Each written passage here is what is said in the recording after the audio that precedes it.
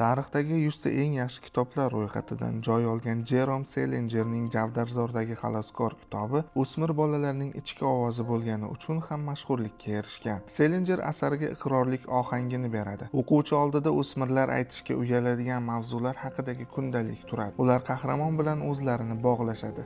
Ich-ichlaridan uning xatti-harakatlariga qo'shilishadi. Hech kimga ayta olmaydigan sirlarini Holdenda ko'rishadi. Holden Caulfield dunyodan, atrof muhitdan uzilib qolgan qahramon. Asar mohiyati shundaki, qahramon ruhan katta bo'ladi. Mustaqil hayot kechirishga intilgan Caulfield vijdon va mas'uliyatni topadi. Albatta bunday hislar keskin va qabul qilinishi qiyin, ammo u bundan qochib qutula olmasdi. Asarda qaysi mavzular ko'tarilgan?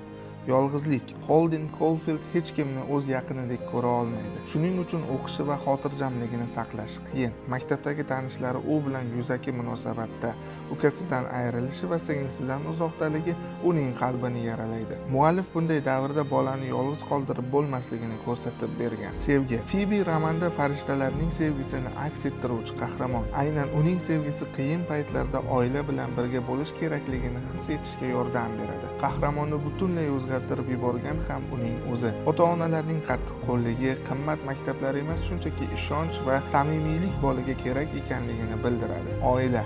Bola ota-onasining g'amxo'rligini his qila olmasdi. U otasiga ham, onasiga ham yaqin bo'lmagan. Aynan shu narsa uning kattalar dunyosiga g'azab tuyg'usi shakllanishiga turtki bo'lgan. Ular bilan muloqot qilish qiyin. Axir o'rdaklar qayerga ketishini bilmasa, qanaqa odam ular? Tajriba va xatolar. Holden juda ko'p xatolar qiladi va ulardan xulosalar chiqaradi. Noto'g'ri qadamlar qo'yadi va pushaymon bo'ladi. Vijdon mavzusi. Holdenga uning ichidagi ko'rsatmalari oldinga intilishga yordam beradi. Buzuqlik unga tegishli emas. U allaqachon qilgan ishlari haqida o'ylashga va qoidalarga zid ish qilmaslikka urinadi. Javdarzordagi xaloskor asari juda keng ma'nolarni o'z ichiga oladi.